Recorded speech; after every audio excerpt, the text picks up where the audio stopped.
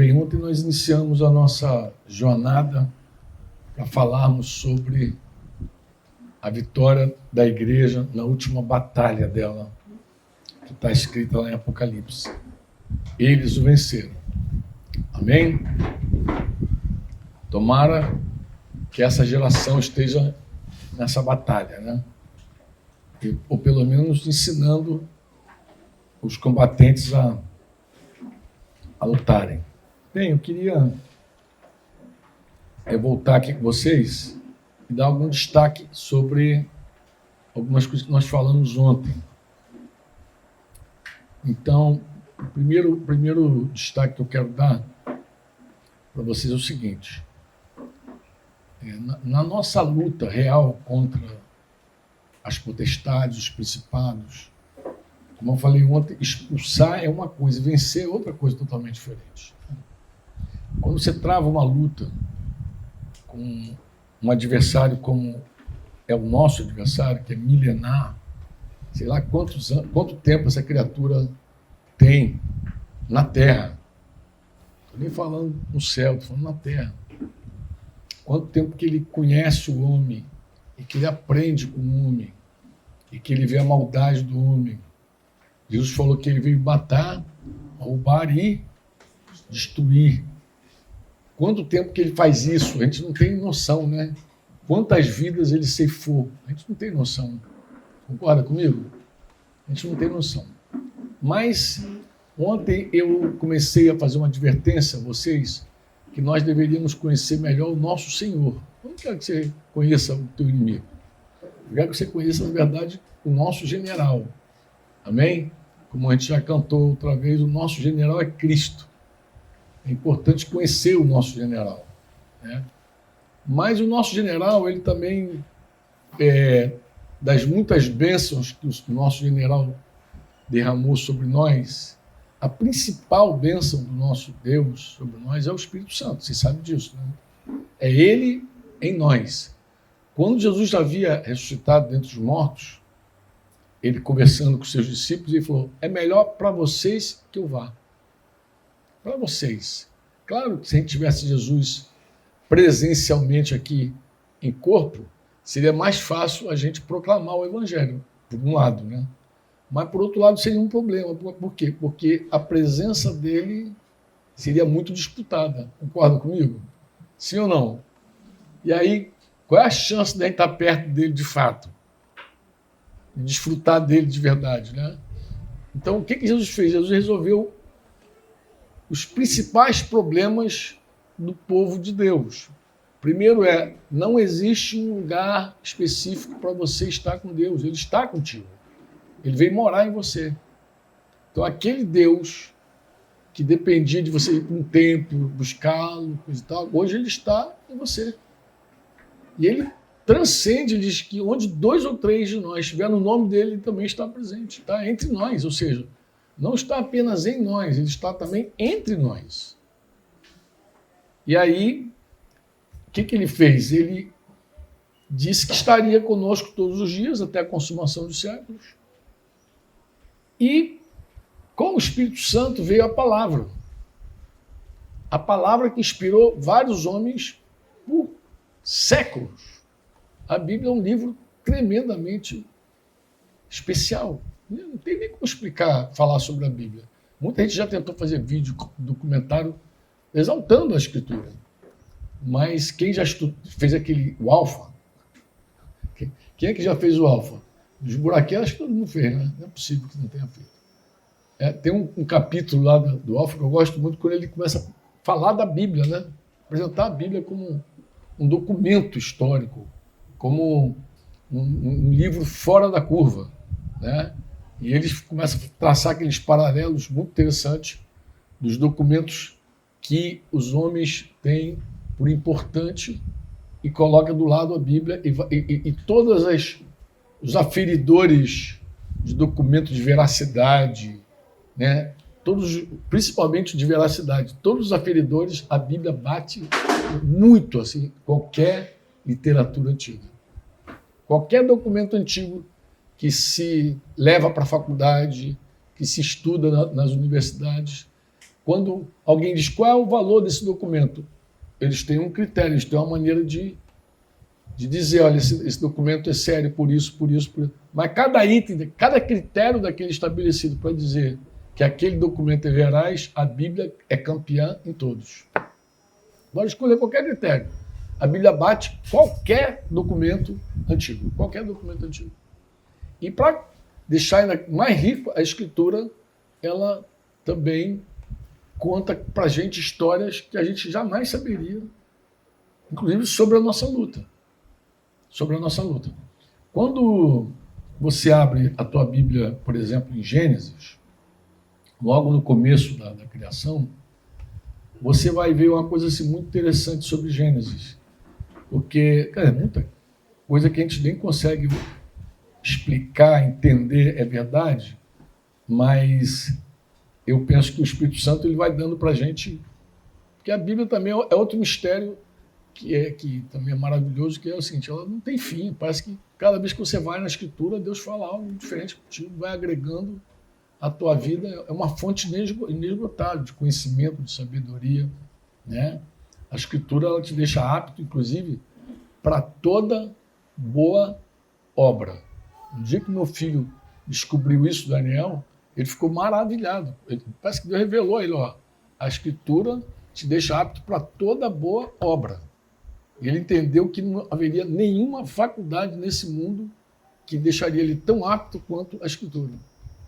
E aí botou o foco dele na Escritura.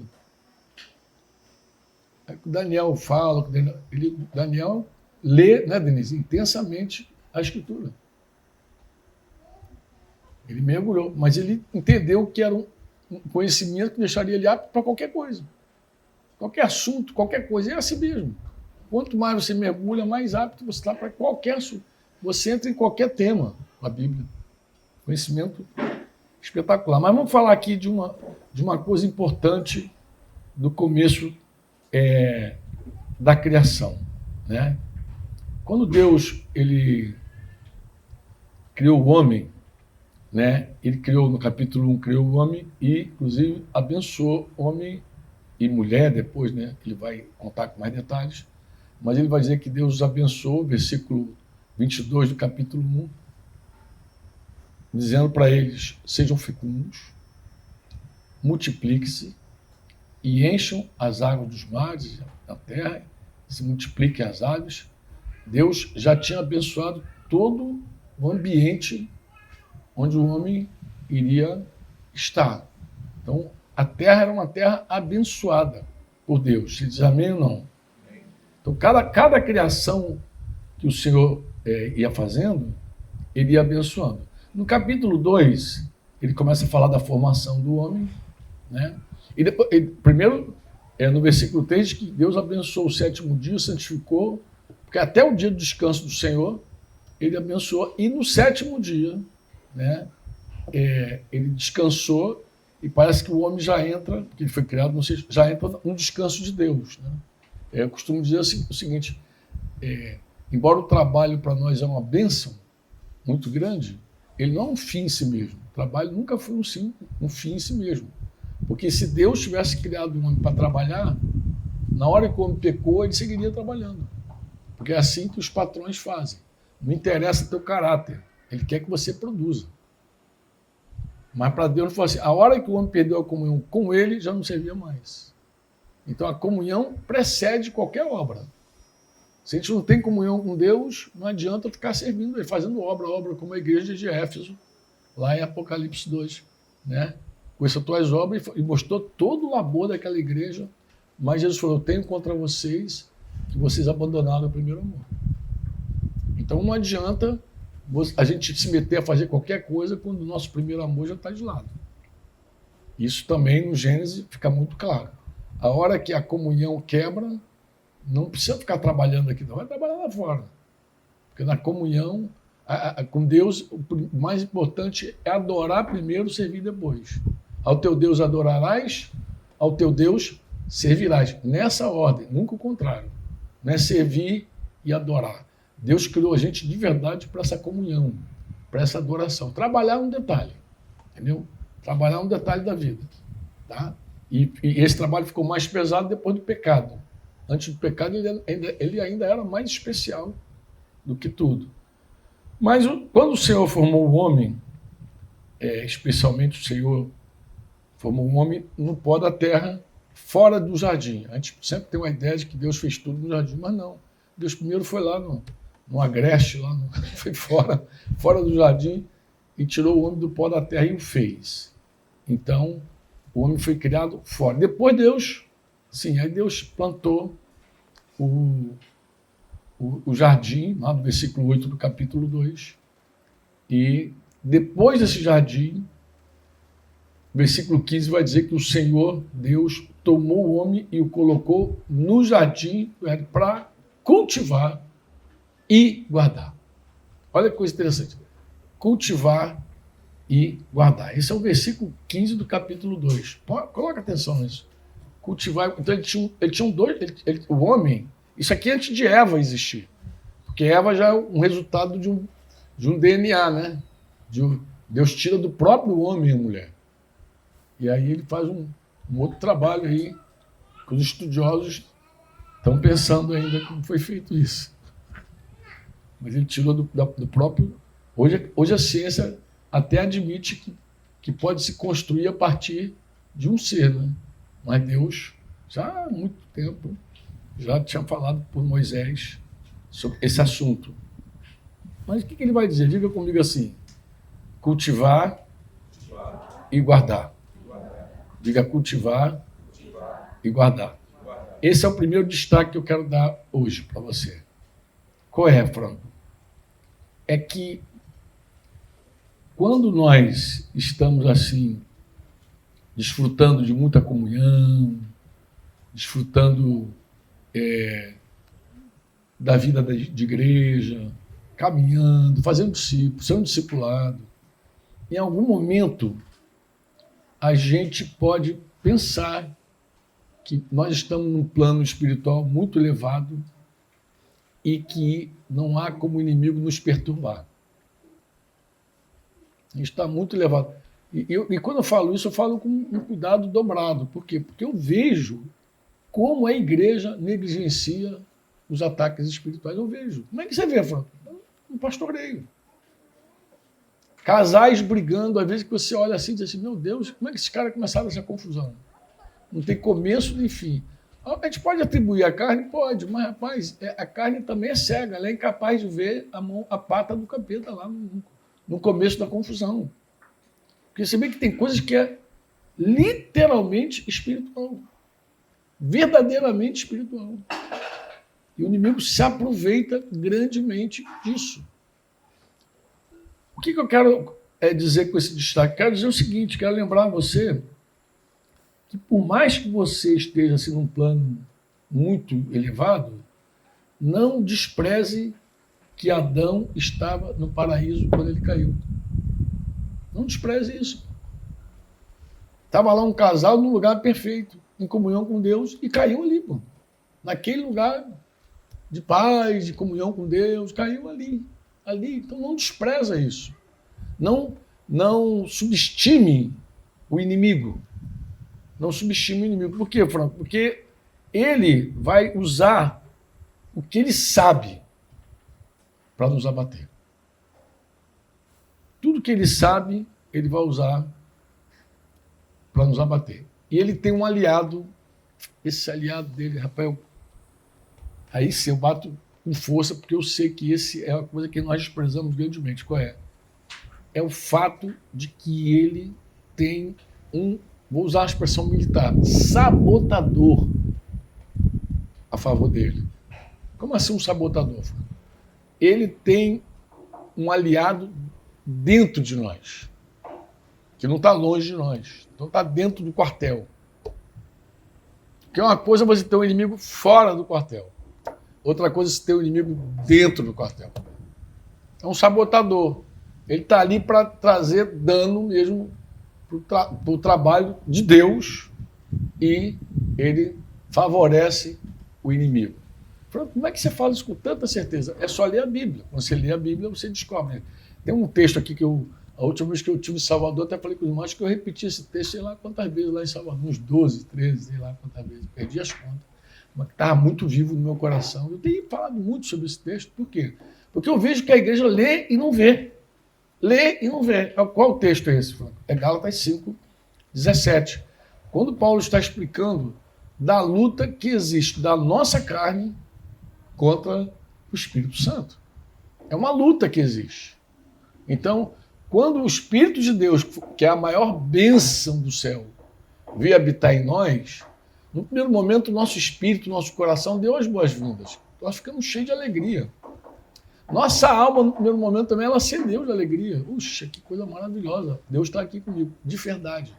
Só que no nosso ser só existe um trono. Um trono só, não tem dois. Não dá para você ficar do lado do Espírito Santo decidindo o que vai ser do rumo. Só existe um trono.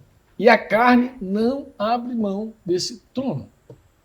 Dá o nome que você quiser para a carne, ego, psique, dá o nome que você quiser para a carne. Eu vou te mostrar a ação dessa bandida aqui, em Gálatas 5,17. Porque a carne luta contra o Espírito. Primeiro, ela é inimiga mesmo do Espírito. E o Espírito também não fica parado. Ele não baixa a guarda. O Espírito também bate na carne. Ele também luta contra a carne. E o Espírito pega doído na carne. Porque são opostos entre si. Agora, quando ele explica o propósito dessa luta, por que o Espírito resiste e bate na carne, isso é que eu sublinho na minha Bíblia. É isso que eu tenho tentado sublinhar também na mente e no coração dos irmãos. É para que vocês não façam o que querem. Ao invés de você perder tempo tentando explicar o que é a carne, não perde tempo com isso não, mano. Vem para a Bíblia e diz assim, querido, a tua carne, ela quer sempre fazer a vontade dela. Acabou. E o Espírito está em você, combate contra a tua carne para que você não vença, para que você não faça o que você quer. O que você está querendo dizer, Franco? Que a minha vontade é ruim? Sim, é péssima. Ela não é boa, não é agradável e nem perfeita. A vontade de Deus é boa, agradável e perfeita. Quando nós fazemos a vontade de Deus, nós alimentamos o Espírito que está em nós. Como é que eu sei disso? Porque é a comida de Jesus. João 4,34 diz assim, a minha comida consiste em fazer a vontade daquele que me enviou, do meu Pai, e realizar a sua obra. Então Jesus não come outra coisa.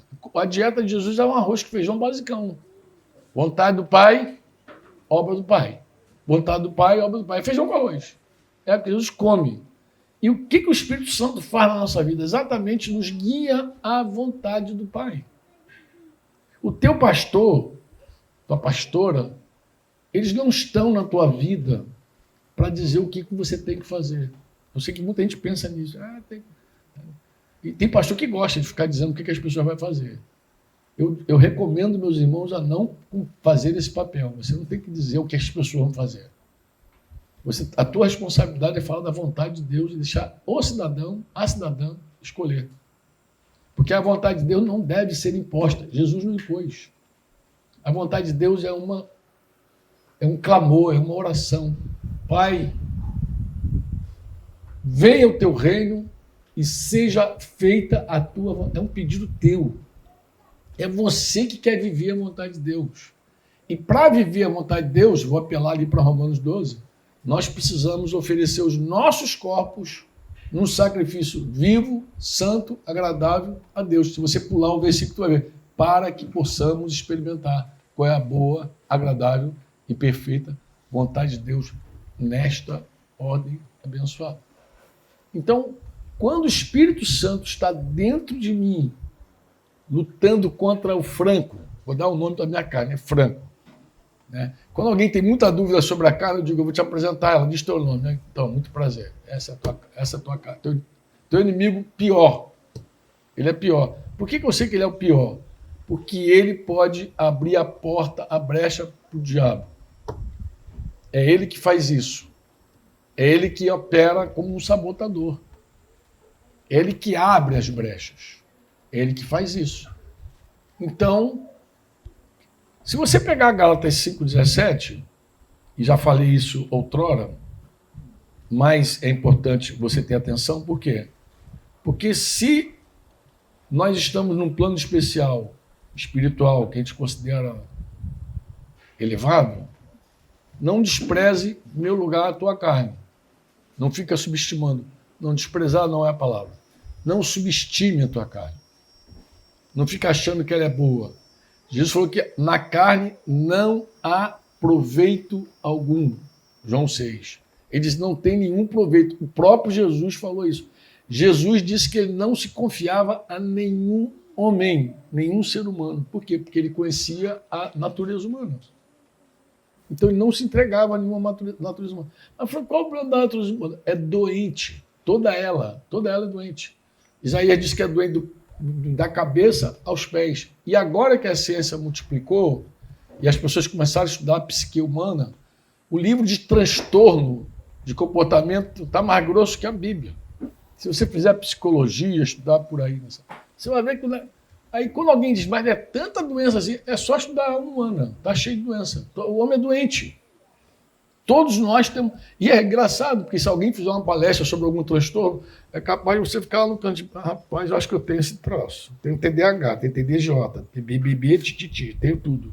Você vai começar a se encaixar em tudo. E não tem nenhum problema, não. Você é capaz de ser doidinho mesmo. Quando eu era pequenininho, minha mãe já dizia, de médico e de louco, todo mundo tem um pouco. O pessoal lá na tua terra diz assim, de perto ninguém é certo. E é provável que seja mesmo. Você tem um desviozinho aí, pode ficar tranquilo, não tem nenhum problema. Mas Jesus entrou para arrumar essa bagunça. Só que você não pode confiar a presidência da tua vida a uma coisa que está doente. Mas meus sentimentos, pastor, são doentes. Desculpa, teus sentimentos são de uma natureza caída. Mas Deus me deu sentimento, deu um sentimento bom lá na criação, depois caiu, ficou tudo ruim. Não são como os sentimentos do Espírito de Jesus. Não é? Olha o homem como ele é deformado. Se você quiser olhar e estudar o homem, tu vai ver. Todo mundo tem um negocinho. Então, cabe a nós deixarmos essa presidência das emoções, dos sentimentos doentes e sermos guiados de fato pelo Espírito. O que a alma doente é capaz de produzir se ela assumir o comando da tua vida? É fácil. Ele vai ler aqui claramente as obras da carne. Eu vou dizer o que tua carne produz sem a ajuda de Deus. E a minha também, claro. A primeira. São conhecidas as obras da carne. Imoralidade sexual. Tu acha que alguém, para a imoralidade sexual, você vê na criança. Você vê no crescimento, você vê no desenvolvimento. Nesse aspecto, Freud estava certo. Ele via sexo em tudo. Mas a imoralidade sexual está na carne humana. Pô. Ninguém ensina safadeza para ninguém, por favor. Ninguém ensina. Pô. Já está na pessoa, já nasce com ela. Pode perverter para qualquer lugar e agora que o negócio está doido mesmo. Por quê? Porque agora tem gente que acredita que é qualquer coisa. E que pode transar com qualquer coisa também. É uma perversidade e quando eu digo, é uma perversão. Mas da onde vem tudo isso? Da natureza humana, amado. Mas e o diabo? O diabo se aproveita, o diabo come pó. O homem foi feito do pó, essa parte da carne, ele se alimenta do pó. Um demônio vive nas trevas e se alimenta do pó. Há muitos anos, desde que eu tinha cabelo, eu dizia para os irmãos assim, você quer criar um demônio em casa? Está amarrado, como assim? É muito fácil, eu vou te ensinar como você faz. Primeiro você cria um ambiente dele, trevas. O ambiente do demônio é trevas, mentira, engano. Onde tiver essas coisas, tem demônio. Pode ficar tranquilo, tem. O pessoal ficou assustado quando eu falei que a menina caiu endemoniada lá na rodinha. A menina estava lá no retiro, mas com a vida metida em trevas. Metida em profundas trevas. E onde tem treva, tem demônio. Por quê? Porque é o ambiente dele. O diabo diz que os anjos eles estão presos pelas trevas. É o ambiente dele. Eu falei, você quer criar um peixe? Leva água para lá. Pô. Sem água não tem peixe. Sem treva não tem demônio. Sem pó não tem comida. Então sabe aquela raçãozinha que você dá para o peixinho É a obra da carne. Claro que o diabo quer que você se envolva com a imoralidade sexual? Claro, porque ele come isso. Ele se alimenta da tua imoralidade sexual, da tua impureza, da tua libertinagem, está aqui. Da tua idolatria, da tua feitiçaria, da tua inimizade, das tuas rixas, teus ciúmes, tuas iras, tuas discórdias, divisões, facções, invejas, bebedeiras, orgias e coisas semelhantes a essa. Esse é o cardápio dele. Tu vê que o cardápio dele é recheado, né? Jesus come a vontade do Pai e a obra do Pai. E o diabo come tudo isso aqui. Mais alguma coisa, porque ele colocou coisas semelhantes a essas. Então esse é o alimento do mundo espiritual das trevas. Então a carne, além de abrir a porta, alimenta. Então quem é que produz trevas? A carne. Vou falar de imoralidade sexual. Você se mete com a imoralidade sexual. Quem é que pratica imoralidade sexual à luz do dia? Quem é que cai em pecado? Tem até os malucos fazendo isso na internet para ganhar dinheiro. Mas isso é outra coisa. Eu estou falando quem é que, em geral, no meio da igreja, cai em pecado de moralidade sexual e publica logo no dia seguinte. Gente, ó, ontem eu fui lá para o prostíbulo lá. Quem é que faz isso? Ninguém faz isso. Em geral, você ocultamente... Aí começa aquela vida de mentira, de engano, né? De pornografia, de impureza. Mas isso começa no homem. Mas e o diabo? O que ele vai fazer é tentar. Mas como é que o diabo tenta? Com a isca que você quer. O homem é tentado na cobiça dele. Ninguém vai tentar uma pessoa com chocolate se ela não gosta de chocolate. Quer tentar alguém que gosta de manga? Traz uma carreta de manga. Quando a pessoa vê, ai meu Deus do céu, eu estou no paraíso. E olha, não. Mas a pessoa, Denise costuma dizer assim, eu não tenho maturidade para isso. Como é que ela fala? Como é que tu fala um negócio assim? Eu não tenho maturidade para manga, porque ela fica doida com a manga. Mas assim, a manga, qualquer coisa na vida é assim, como você vai? Como é que você vai ser tentado com algo que você não quer? Assim são os pecados da nossa vida. Os pecados da nossa vida operam assim. Lembra que eu falei que tem sempre duas verdades que a gente tem que trabalhar com elas juntas? Lembra disso? Falei ontem da boa notícia, que traz perdão, mas também na boa notícia tem um arrepende-se. Né? Outra verdade que também trabalha junto, qual é? É a cruz. Pela cruz, a gente cantou, né, hoje. A cruz, ela opera esse milagre maravilhoso de perdoar todos os nossos pecados, nos limpar. Amém ou não? Amém. Mas ela não para aí. Você sabia que a cruz não para aí? Porque a cruz não trata só com os nossos pecados. Ela trata com uma coisa que a Bíblia chama de pecado no singular. O que é isso, Franco? É a natureza do pecado. É assim, ó. Alguém já disse lá atrás. Nós pecamos porque somos pecadores. Não o contrário. Nós não somos pecadores porque pecamos. Então, o que a cruz fez conosco? A cruz entrou tanto para perdoar os pecados, arrancar as mangas do pé, mas também matar a mangueira. Desce, porque a cruz também opera em mim e em você, na nossa carne.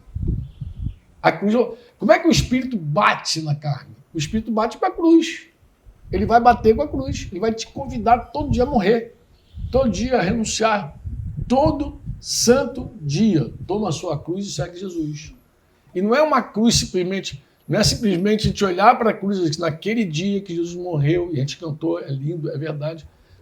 Todos os nossos pecados foram perdoados. E a Bíblia fala que esse perdão é passado, é presente, talvez você não saiba disso, é futuro. João vai dizer isso. Que a provisão de perdão para os nossos pecados é para o futuro também. Quer ver uma coisa curiosa, que a gente quase não pensa? Por que nós temos um advogado junto ao Pai, se nós já fomos perdoados de todo pecado? Por que a Bíblia diz que Jesus vive para interceder por nós? Se a gente já foi perdoado de tudo. É porque a gente segue pisando na bola. Nessa luta, nessa jornada, nós seguimos pisando na bola ainda. E quando a gente pisa, o sangue está ali para cobrir. Você diz amém ou não? Amém. Só que a cruz opera também na minha natureza. a cruz opera na minha natureza. É aí que o Espírito Santo vai tratar com o Franco, porque ele vai me desafiar todos os dias a amar a Deus. Todos os dias. E se não é assim, se não for desse jeito, eu sei onde é que isso vai parar. Vai parar onde, Franco? Vai parar nas obras da carne. Vai parar nas obras da carne. Vai parar na imoralidade sexual, na impureza, na libertinagem, na idolatria, na feitiçaria, vai parar na inimizade. Quando fala idolatria, talvez o crente evangélico diga, mas eu não sou idólatra, eu larguei a idolatria. Não, amado, idolatria, segundo as Escrituras, tem muitas manifestações dela. Uma pessoa obstinada é idólatra. Uma pessoa avarenta é idólatra. O Novo Testamento chama avareza de idolatria, Paulo fala isso. E o Antigo Testamento, Samuel, vai dizer que o homem obstinado é como pecado de idolatria. Ele rebelde é como feitiçaria. Então o homem rebelde é feiticeiro. É feiticeiro. Sabe quando você tem aquele sonho que alguém está matando galinha, derramando sangue, fazendo oferenda para o bode, e acha que o irmão, que o sonho está pesado demais? Às vezes Deus não está falando contigo nada sobre bruxaria. Pode ser que nesse sonho Deus esteja falando contigo sobre rebelião. Ele está falando com você, olha, não obstante eu estar falando contigo sobre a minha vontade, você se rebela teimosamente. Aí você pode ter um sonho estranho, com feitiçaria, com macumbaria. Achar que tem alguém fazendo macumba para você, mas não tem nada a ver com isso. Macumba não pega em crente, por favor. Diz que sobre nós não. Sobre os homens da lei não havia encantamento, feitiço, mal olhado e Balaão que o diga. Só que o povo da lei foi comprado com o sangue, com a morte, com os primogênitos do Egito. Assim diz o Senhor, que num único dia ele comprou uma nação com os primogênitos do Egito, que não é o nosso caso. O Senhor, no nosso caso, foi assim, num único dia comprou todos nós com o sangue do seu único filho. Então, se não valia feitiço, não valia encantamento, não valia mal olhado, maldição sobre o povo de Israel, imagina sobre a igreja, que também é chamada de Israel de Deus. Amém? Você imagina isso. Vou dar uma conclusão aqui. Se você acha que está num plano espiritual maravilhoso, mas não atenta para o teu sabotador, para o bandido que está dentro do quartel, você corre o risco de ser surpreendido pelo próprio diabo. Então, o primeiro destaque que eu quero dar é esse. Qual é, Franco? Nós não venceremos essa luta se no primeiro momento da nossa vida não enxergarmos que o primeiro inimigo que precisa cair antes de derrubar o diabo do lugar dele, esse inimigo está dentro de nós e se chama carne. Dá o nome que você quiser. E ele tem vontade. Essa coisa tem vontade. Isso eu sei. Porque o Espírito luta para que vocês não façam o que querem. Como é que você chega à tua vontade? Eu não sei. Eu falo como é que eu chego à minha vontade. A minha vontade é uma soma de sentimentos, emoções, razão. Eu vou somando tudo, aí fico com vontade. A minha vontade brota quando eu tenho sensações, emoções, pensamentos, razões. Aí minha vontade brota com força. Entendeu? Qual é o nome disso? Não preciso dar nome para isso. Eu sei o que move a minha vontade. E eu sei também como é difícil dizer não para a minha vontade. Amém?